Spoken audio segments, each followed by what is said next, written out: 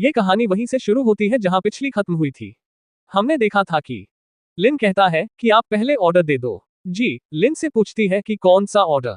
लिन जवाब देता है कि बाबा ऑर्डर। जी सोचती है कि ये अमीर आदमी जिसकी स्पोर्ट्स कार 4.5 मिलियन डॉलर की है फिर भी मेहनत कर रहा है। पहले ये एक कंपनी में सेल्समैन था और सेल्स चैंपियन भी। अब इसे निकाल दिया गया है लेकिन ये अपना नया काम भी बहुत मन लगाकर कर रहा है। जी सोचती है कि आखिर इसको निकाला क्यों गया। इसके पीछे जरूर कोई बात होगी, मुझे बाद में इसकी जांच करनी चाहिए। जी कहती है कि लिन मैंने ऑर्डर दे दिया है। लिन कहता है कि ठीक है। तभी लिन के कंधे पर सिस्टम की लड़की प्रकट होती है। लिन चौंकता है। सिस्टम की लड़की कहती है कि चिंता मत करो, वो मुझे नहीं देख सकती। सिस्टम की लड़की कहती है कि ये लड़की बहुत सुंदर है। सिस्टम ने इसे 85 से ऊपर स्कोर दिया है। बधाई हो, ये तुम्हारा दूसरा ऑर्डर है। सिस्टम का एक नया मिशन एक्टिवेट हो गया है, तुम्हें 2 85 प्लस स्कोर वाली ब्यूटीज को पिक करना होगा। ये हो गया तो तुम्हें 10,000 प्रोफिशिएंसी पॉइंट्स मिलेंगे। तुमने इस मिशन का 50% पूरा कर लिया है। अब एक और लड़की बची है। लिन पूछता है कि किसे 85 से ऊपर स्कोर वाली ब्यूटी माना जाएगा। सिस्टम वाली लड़की जवाब देती है कि जी किंग जैसी लड़की। तभी जी लिन के कंधे पर हाथ रखकर उससे पूछती है क्या हुआ। मुझे घर ले चलो और यो खोए खोए मत रहो। ऐसा लग रहा है जैसे तुम्हारे सामने मेरी परेशानी से भी बड़ी कोई मुसीबत आ गई हो। लिन कहता है कि क्या तुम किसी प्रॉब्लम में हो, क्या ये कोई पर्सनल मामला है या बिजनेस रिलेटेड।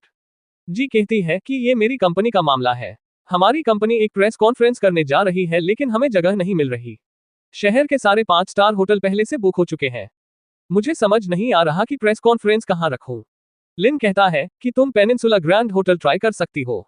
वहां एक बार जाकर देख लो, शायद वो तुम्हारे लिए सूटेबल हो। जी कहती है कि पेनिनसुला ग्रैंड होटल शहर के सबसे बड़े होटलों में से एक है। मैं पैसे की परवाह नहीं करती, मैं बहुत पैसे खर्च करती हूँ, लेकिन इस समय वहां ऑडिटोरियम बुक करना नामुमकिन है। लिन कहता है कि जिंदगी सरप्राइज से भरी होती है, जैसे आज हम यहाँ मिले।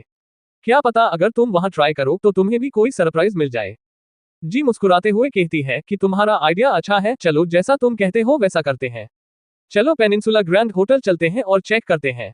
लिन गाड़ी मोड़ता है। जी कहती है कि अगर मैं होटल गई और कुछ नहीं हुआ तो मैं इस इलीगल यू टर्न के लिए फाइन नहीं भरूंगी। लिन जी से पूछता है कि अगर ये हो गया तो क्या। जी जवाब देती है कि अगर इससे काम बन गया तो तुम बताओ कि तुम्हें क्या रिवॉर्ड चाहिए। लिन कहता है कि अगर ये हो गया तो मैं चाहता हूं कि तुम 10 डीप स्क्वाट्स करो। जी पूछती है कि क्या कहा तुमने। लिन कहता है कि तुम इसे अपने फोन पर सर्च कर सकती हो। जी फोन देखकर कहती है कि ये बहुत शर्मनाक है। लेकिन फिर जी सोचती है कि पेनिनसुला ग्रैंड होटल के मैनेजर ने कहा था कि कोई ऑडिटोरियम अवेलेबल नहीं है, तो मुझे इसके लिए एग्री हो जाना चाहिए। जी लिन की बात से एग्री करते हुए कहती है कि अगर तुम सही हुए तो मैं 10 डीप स्क्वाट्स करूंगी। वे पेनिनसुला ग्रैंड होटल पहुंचते हैं। जी रिसेप्शनिस्ट से कहती है कि हेलो, मेरा नाम जी किंग यान है। मैं आपके मैनेजर से बात करना चाहती हूँ। रिसेप्शनिस्ट लिन को पहचान लेती है। रिसेप्शनिस्ट उन दोनों से कहती है कि चलिए पहले रिसेप्शन रूम में चलते हैं, मैं मिस्टर वांग को तुरंत सूचित करती हूँ। रिसेप्शनिस्ट लिन के हाथ हिलाकर दिए संकेत को समझ जाती है। रिसेप्शनिस्ट सोचती है कि मिस्टर लिन शायद गरीब होने का प्रिटेंड कर रहे हैं। क्या ये मिस्टर लिन की नई गर्लफ्रेंड है? यह उनकी पुरानी गर्लफ्रेंड से ज्यादा ब्यूटीफुल है। लिन और जी मैनेजर वांग से मिलते हैं।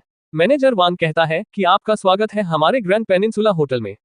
जी कहती है कि मैं चाओयांग ग्रुप से जी किंगयान हूँ। हमारी कंपनी एक प्रेस कॉन्फ्रेंस करना चाहती है, क्या आपके पास हाल फिलहाल में कोई ऑडिटोरियम खाली है? फिर लिन मैनेजर को एक इशारा देता है। जी सोचती है कि मुझे पता है जवाब नहीं होगा। मुझे उम्मीद नहीं कि ये सच में काम कर जाएगा। आखिर हमारा ग्रुप इतना भी बड़ा नहीं कि ये मौका मिल सके। मैनेजर वांग लिन का इशारा समझते हुए कहता है कि मिस जी, आपको कब ऑडिटोरियम चाहिए? हम आपको दे देंगे। जी कहती है कि thank you so much mister वांग, हम अगले 10 दिनों में प्रेस कॉन्फ्रेंस करना चाहते हैं।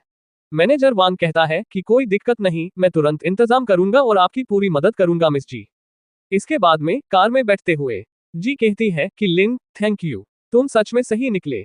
जिंदगी वाकई सरप्राइज से भरी होती है। लिन कहता है कि मैंने कहा था ना, अब तुम्हारी बारी है वादा निभाने की। जी कहती है कि मैं चाओयांग ग्रुप की प्रेसिडेंट हूँ, वादा किया है तो निभाना पड़ेगा। फिर लिन जी की सीट बेल्ट खोलता है। जी कहती है कि तुम क्या कर रहे हो? अभी हम कार में हैं, पहले घर चलते हैं। लिन कहता है कि अगर चाहो तो ये काम कार में भी हो सकता है। जी कहती है कि जगह बहुत छोटी है, पहले घर चलते हैं वहीं करेंगे। सुनने से ये थोड़ा गलत लग रहा है, क्यों दोस्तों? फिर लिन एक्सीलरेटर दबाता है और कार तेजी से दौड़ पड़ती है।